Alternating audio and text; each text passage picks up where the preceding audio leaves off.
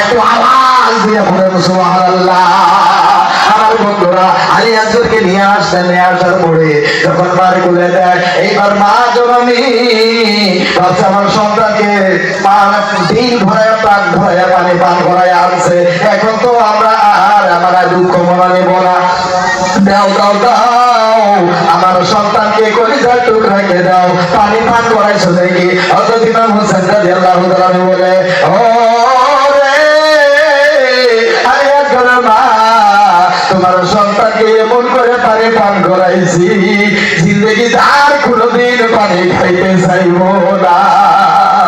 এইবার যখন দেখলেন একটা চিৎকার দিলেন, হযরত ইমাম হোসেন রাদিয়াল্লাহু তাআলা বলে, এইরকম চিৎকার তো করা যাবে না, খেয়াল করো মদিনার দিকে, নানা জান আমাদের জন্য ইন্তজার করতেছি, তোমার জন্য হাউজে কাউসারের পানি নিয়ে দাঁড়ায় রয়েছে। এইবার যদি চিৎকার মারো হাই মাতাম করো, তাহলে তোমাদের আওয়াজ যদি অন্য মানুষ শুনে, তাহলে কাল হাসরের ময়দানে নানা জানের সম্মুখে শর্মিন্দা হইতে হবে। প্রতিকে চিৎকার করা যাবে না, মনে মনে আফসোস করো। আর এই বাচ্চাগুলিকে আমার আত্মীয় ওয়ারিসকে আমার নানা জানের উম্মতের জন্য বদলা দিয়ে দাও। আমার বন্ধুরা হযরত আলী আসগর শহীদ হয়ে গেলেন, এইবার আসলো হযরত আলী আকবর। আলী আকবর তেমনি শহীদ হয়ে গেলেন। এইবার হযরত ইমাম হোসেনের পালা আসতেছে, পালা আসতেছে। আসার আগে আগে এইবার হযরত কাসিম রাদিয়াল্লাহু তাআলা আনহু অবস্থা দেখতেছেন, নওজোয়ান সন্তান, উনি অন্তরে মানাইতে পারতেছে না, আর খালি বারবার যায় বলে, চাচা যান আমাকে হুকুম দেন, হুকুম দেন, আমি তাই কারবালার ময়দানে যায়া দুশমনদেরকে কাইটা কাইটা জাহান্নামে দেয়। হযরত ইমাম হোসেন রাদিয়াল্লাহু তাআলা বলে, ও কাসিম,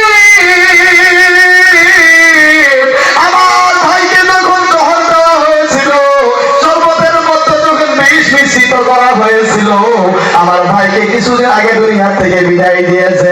আমার ভাইয়ের চেহারার কথা মনে পড়লে আমি তোমার মুখের দিকে তাকাই, আমার ভাইয়ের কথা আমি ভুলে যাই। ওদিকে কাসিম তোমাকে আমি যাইতে দিব না। এইবার হযরত ইমাম হোসেনের তোকে নিকটে যাইয়া, নিকট থেকে দৌড়াইয়া মার কাছে যাইয়া বলে, মা গো মা, আপনি দয়া করে চাচা যান কাছে আমার হুকুম নিয়ে দেন, আমি কারবালার প্রান্তরে চলে যাবো, আমার করে যাই পারে না। আমার বন্ধুরা, আমার বাবা, এইভাবে যখন 2-3 বার যাতায়াত করলেন, করার পরে হযরত কাসিম আমার সন্তানের ডান হাতের মধ্যে একটা তাবিজ দেওয়া হলো, যখন ঘুর বিপদ তোমাদের মধ্যে এসে যাবো, যখন ঘুর বিপদ এসে যাবো, তোমাদের বুদ্ধি কাজ করবে না, ব্রেনে কোনো কাজ করবে না, ওই দূর সময়ের মধ্যে এই তাবিজ খানা খুলে দেখবা, এই তাবিজের মধ্যে যা লেখা আছে ওই মোতাবেক কাম করবা, আল্লাহর শান্তি তোমাদের উপরে হয়ে যাব। আমার বন্ধুরা কাসিমের মা কাছে যেটাই বলে, বাবা কাসিম, আমরা এইরকম বিপদে আর কোনোদিনও পড়ি নাই, এর মতো বিপদ কি আর কোনোদিনও হয় নাই বাবা রে। তোমার চাচার কাছে যাও, তোমার চাচা তো ইজাজত দেয় না, আমার কাছে এসে আত্মার জানাও, আমার কথাও তো মানে না। ওরে প্রাণের বাবা, এইরকম বিপদ সময় চোখের সামনে আলী আকবর শেষ হয়ে গেল, চোখের সামনে আলী আকবর শেষ হয়ে গেল, চোখের সামনে হুর শেষ হয়ে গেল, চোখের সামনে আব্বা শেষ হয়ে গেল। এমন বিপদ সময়ের চাই বিপদ আর কিছু হতে পারে না। ও বাবা কাসেম, তোমার বাবার কথা মাইনে তোমার তাবিজটা খুলে দেখো। আমার বন্ধুরা, যুবক ভাইয়েরা, যখন ডান হাত থেকে তাবিজ খানা খুললেন, খোলার পরে তাবিজটা বাইগোনা দেখে, বাইগোনে পড়ে দেখে যে লেখা আছে, হযরত ইমাম হাসানে লেখছে, বাবা কাসেম, যখন তোমার চাচা হুসেনের পিছনে কেউ থাকবে না, তখন তুমি তোমার চাচার চরণের মধ্যে তুমি যাইয়া পড়ে যাও। ওরে বাবা হুসেন, ওরে বাবা কাসেম, তোমার চাচার কাছে তোমার চরণের মধ্যে জীবন অর্পণ করে দিও, আর এই চিঠি খানা তোমার চাচাদের কাছে দিও। এই কথা খালি যখন হযরতের কাছে পড়তে পারলেন, এই তাবিজ খানা খুলে চিঠিটা নিয়ে যায় হযরত ইমাম হোসেনের সম্মুখে বলে, চাচা যান, এই জামা তাবিজের মতো এই বস্তুটা আছে, দেখেন তো চিনতে পান দেখি।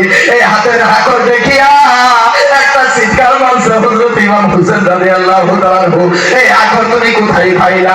এই হাকর তো আমার কলিজার টুকরা নয়ন মনি হযরত হাসান ছিল। তাবিজ খানা নিয়ে বারবার করে হোসেন চুমা খা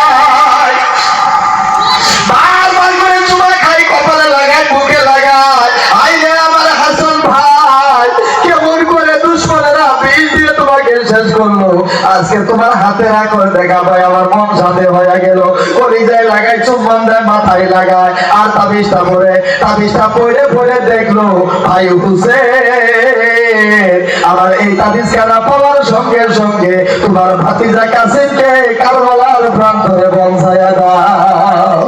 আমার বন্ধুরা, কাসেমের জওয়ানির দিকে লক্ষ্য করে হুসেনে চাইছিল না যে কারবালার প্রান্তরে দিব, কিন্তু ভাইয়ের হুকুম যখন চিঠির মধ্যেও পাইলেন, পাওয়ার পরে আর কলিজায় মানলো না।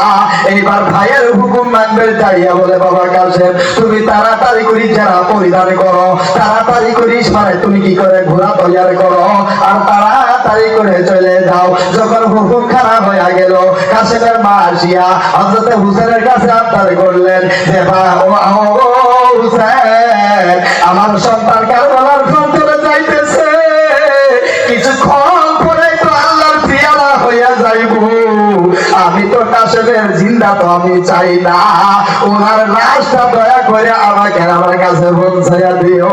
আমি শেষবারের মতো ওনার দর্শন করে যেন ওনার চেহারা কলিজার মধ্যে রাখতে পারি, কারা হাসরের ময়দানে যাইয়া নানা জানের সম্মুখে যেন আমরা বলতে পারি। আমার বন্ধুরা, হযরত কাসেম রাদিয়াল্লাহু তাআলা আনহু সুন্দর করে যুদ্ধের চেহারাগুলো পরিধান করলেন, ঘোড়াকে সাজাইলেন, ঘোড়ার পৃষ্ঠিতে সওয়ার হইলেন, চাচা জানের চরণের মধ্যে চুম্বন দিয়া মাথাতে হাত রাখিয়ে বলে, চাচা জান দোয়া করেন, আমি কাসেম চলে গেলাম আপনার সত্যকে জিন্দা রাখার জন্য। আমার বন্ধুরা, ভাইয়েরা, যুবক ভাইয়েরা গো, হযরত কাসেম রাদিয়াল্লাহু তাআলা আনহু এইবার কারবালার প্রান্তরে গেলেন। কারবালার প্রান্তরে যাওয়ার পর ওনার মায়ের তলোয়ার এমন করে চমকাইতাছে, দুশমনের কলিজা থরথর করে কাঁপতাছে। নাজওয়ার ইয়ং ছেলে যখন এরকম করে মানে তেজ রাস্তার ঘোড়ার